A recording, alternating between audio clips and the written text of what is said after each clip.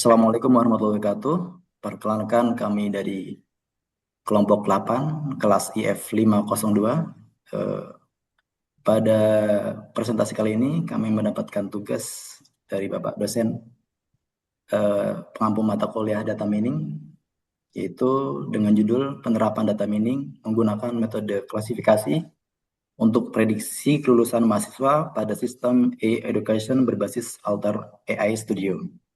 Perkenalkan, nama saya Tri Agus Suryanto dengan nomor NIM 220401010185. Kemudian ada Mas Muhammad Ramdhani. Silakan Mas Muhammad Ramdhani.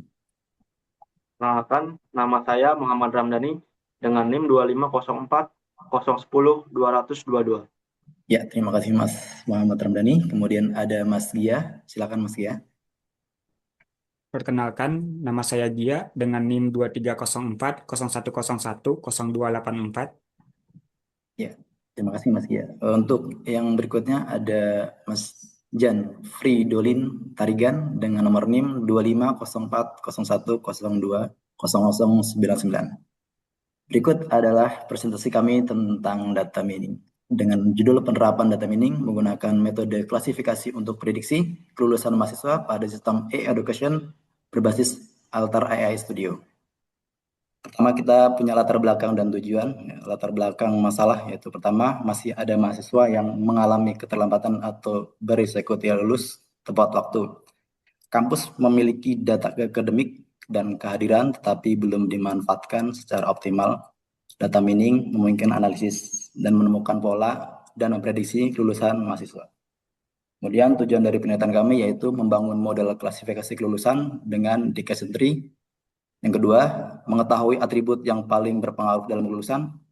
Yang ketiga, menerapkan kerangka kerja CRIS DM dan dengan dalam prosesnya.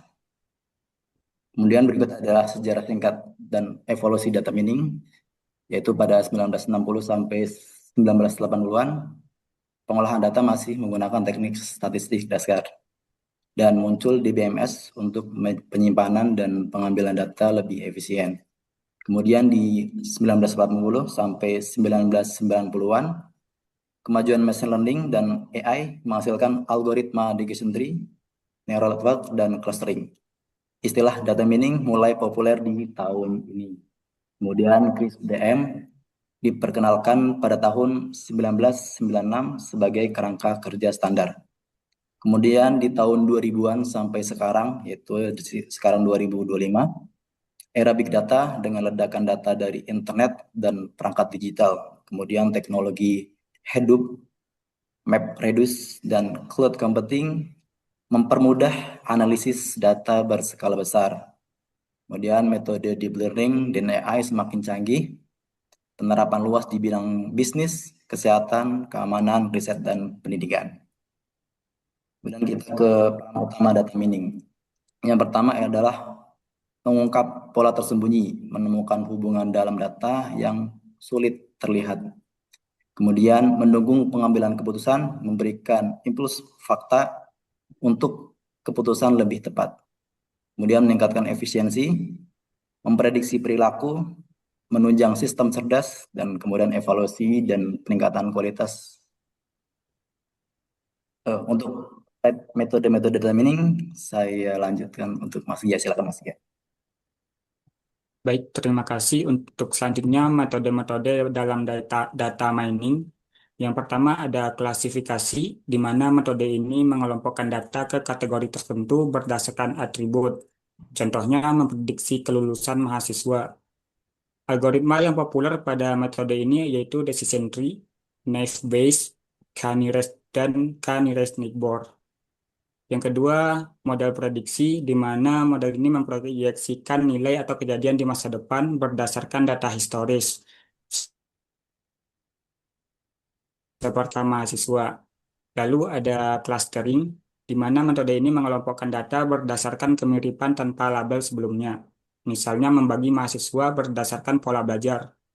Selanjutnya ada asosiasi yang menemukan pola hubungan antar atribut. Contohnya kombinasi mata kuliah yang sering diambil bersamaan. Lalu yang terakhir, estimasi, di mana metode ini memperkirakan nilai numerik dari data yang belum diketahui, misalnya jumlah mahasiswa yang akan lulus atau nilai rata-rata mata kuliah.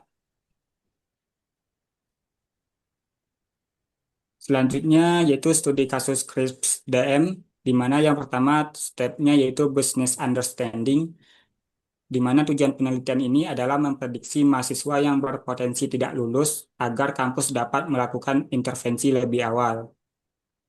Di tahap yang kedua ada data understanding, di mana data ini mencakup kehadiran, nilai kuis, nilai tugas, nilai UTS, dan nilai UAS.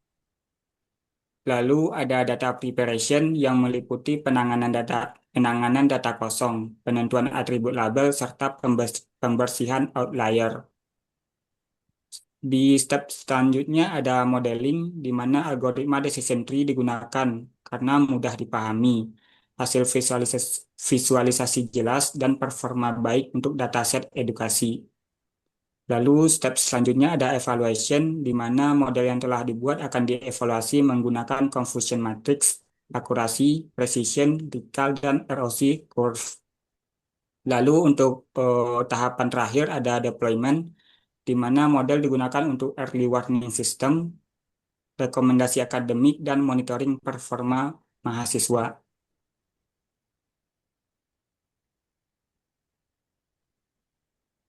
Untuk proses pembuatan model meliputi tahap-tahap. Yang pertama yaitu read atau membaca dataset dalam bentuk CSV. Lalu step selanjutnya yaitu handle missing values, di mana data-data yang kosong akan diganti agar kualitas data tetap baik. Lalu selanjutnya ada set role yang menetapkan atribut status kelulusan sebagai label yang akan diprediksi. Lalu data akan di-split menjadi 70% untuk data training dan 30%-nya adalah untuk testing. Selanjutnya implementasi dari decision tree, yaitu dengan membangun model klasifikasi yang mudah dipahami dan sesuai untuk data pendidikan. Lalu selanjutnya model akan di-apply eh, pada data testing untuk menghasilkan prediksi. Dan yang terakhir, performance, di mana untuk mengukur akurasi, precision, dan recall untuk menilai performa dari model yang telah dibuat.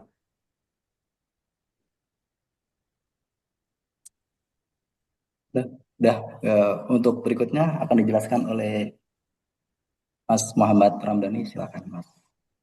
Oke, berikutnya ada workflow-nya ya.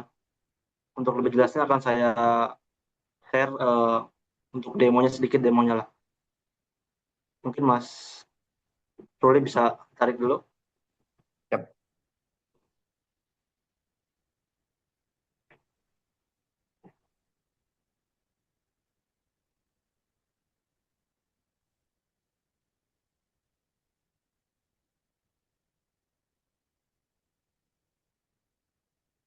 Oke, mungkin sudah kelihatan ya.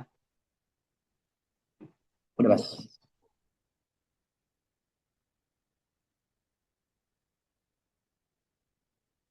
Oke, yang pertama kita di untuk ini untuk pembuatan modelnya, yang pertama kita buat blank dokumen dulu. Setelah itu pertama kita adalah read CSV dulu. Nah, read CSV kita drag down ke sini. Nah, kita klik masukkan CSV-nya yang sudah disediakan.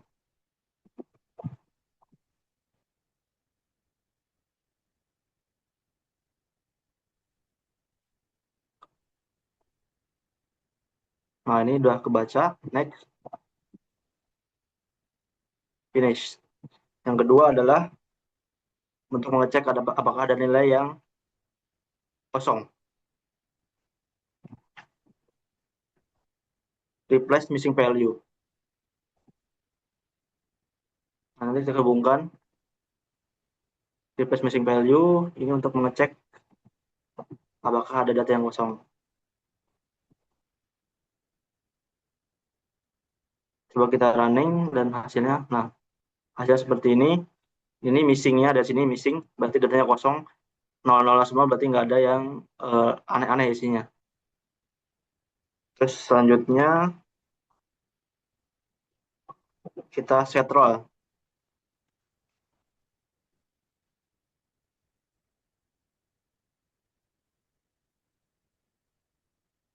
Set role ini fungsinya untuk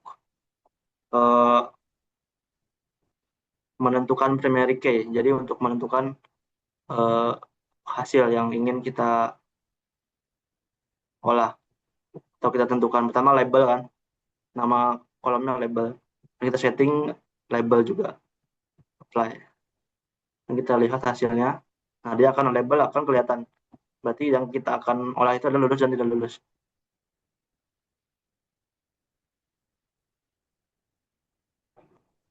Terus selanjutnya kita split datanya.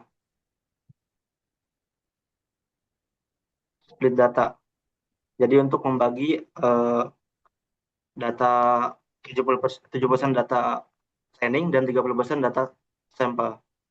Nah, di sini ada rasio. Rasionya kita tambahin 70 berarti 0,7 dan tambah lagi 0,3 untuk data sampling. Oke. Nah, kita running 0,3. Nah,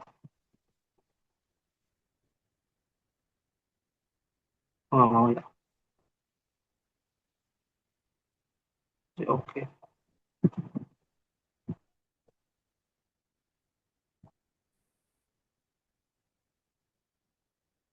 Nah, ini kelihatan di sini ada 700 dan tadi datanya 1000, kita ambil 7% jadi 700 yang digunakan.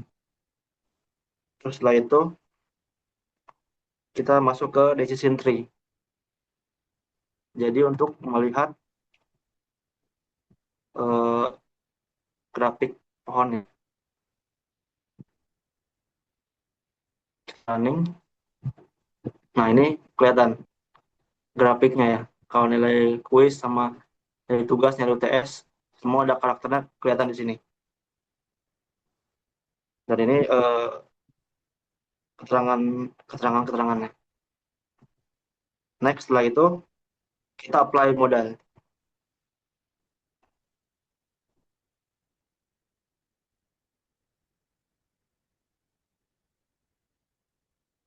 Apply model.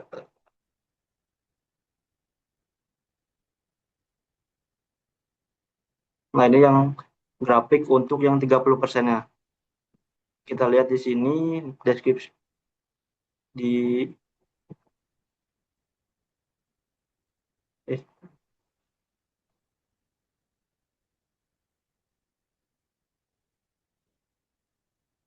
tadi hasil tree-nya berbeda dengan yang 70%. Setelah itu lanjut ke performance.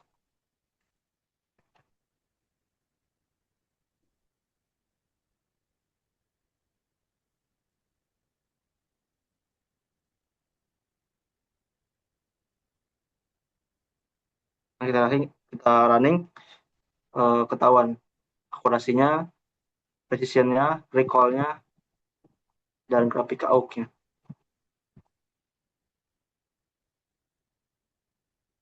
Oke, mungkin demonya itu saja. Lanjut ke slide-nya, Mas. Langsung ke evaluasi model. Model decision tree dievaluasi untuk mengukur kemampuan dalam memprediksi kelulusan mahasiswa.